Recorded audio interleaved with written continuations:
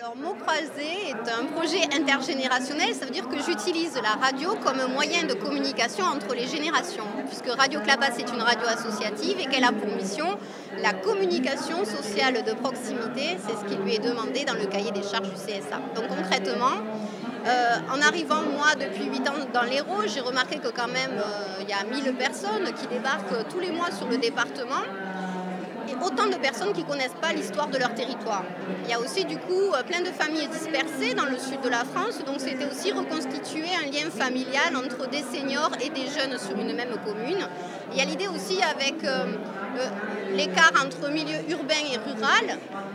Je trouve qu'il y a quand même pas mal d'inégalités sur les territoires et proposer donc une animation socio-culturelle avec l'outil radio.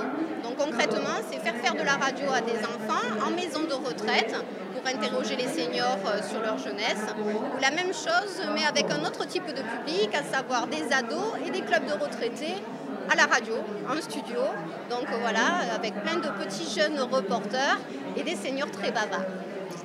J'aime bien travailler avec l'outil radio parce que la radio est très écoutée par les jeunes et pour les seniors, souvent la radio ça rappelle une partie de l'histoire de France, la guerre et tout ça. Donc déjà au niveau d'outils, je trouve que c'est intéressant. Puis aussi c'est un bon atelier pour la mémoire parce que des fois dans les maisons de retraite, il y a des animatrices qui travaillent sur la mémoire, faire raconter leur vie aux personnes âgées ou voilà, entretenir les capacités de la personne âgée.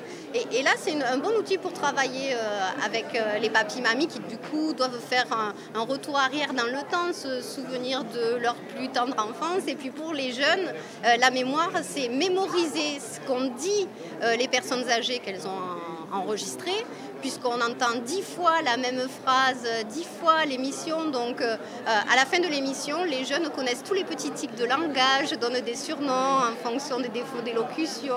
Donc, c'est un côté très rigolo de travailler sur le thème de la mémoire avec les jeunes et des personnes en maison de retraite. Pour Radio Clapas aussi, au niveau du local, on est à Montpellier, sur l'avenue du Pont Juvenal. Voilà, avec une zone de couverture à peu près qui couvre l'agglo de Montpellier, avec 68 000 auditeurs semaine selon Médiamétrie 2009.